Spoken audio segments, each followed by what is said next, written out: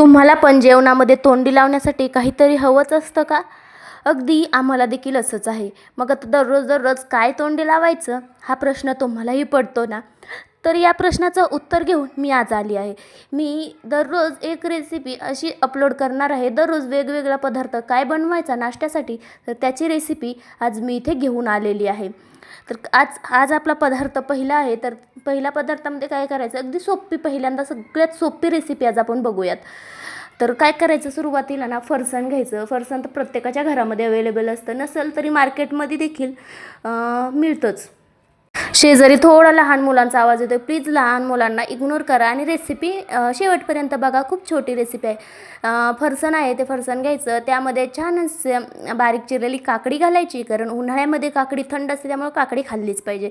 मग त्यामध्ये एक छान असा बारीक चिरलेला टोमॅटो घालायचा, एक छोटासा ओला बारीक चिरलेला कांदा घालायचा आणि कांद्याची पात भरपूर घालायची, कारण कांद्याच्या पातीने खूप छान अशी चव लागते.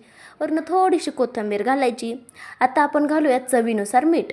तुमच्या चवीनुसार तुम्ही कमी जास्त करा. अगदी थोडीशी ना हळद घालायची इथे, ते पण भाज्यांपुरती, कारण हळद मीठ ऑलरेडी आपल्या फरसाणामध्ये असतं. आता थोडासा चाट मसाला घालूयात. नंतर वरनं घालायचा थोडासा गोडा मसाला आणि मग शेवटी घालायचा आपला धणेपूड असते ना, तर ते धणेपूड थोडीशी घालायची.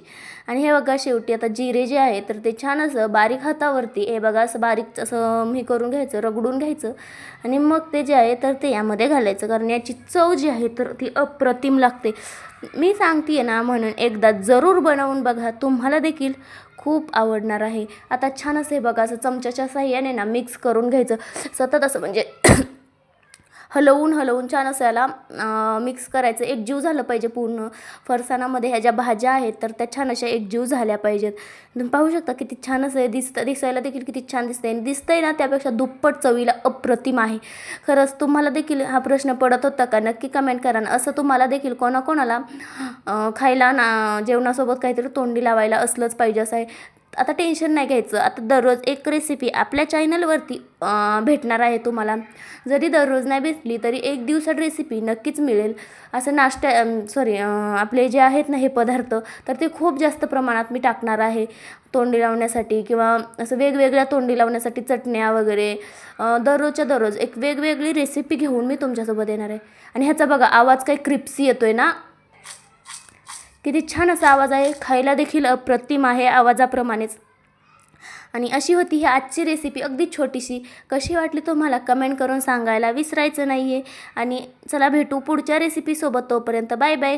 खात राहा, मस्त राहा आणि मजेत राहा.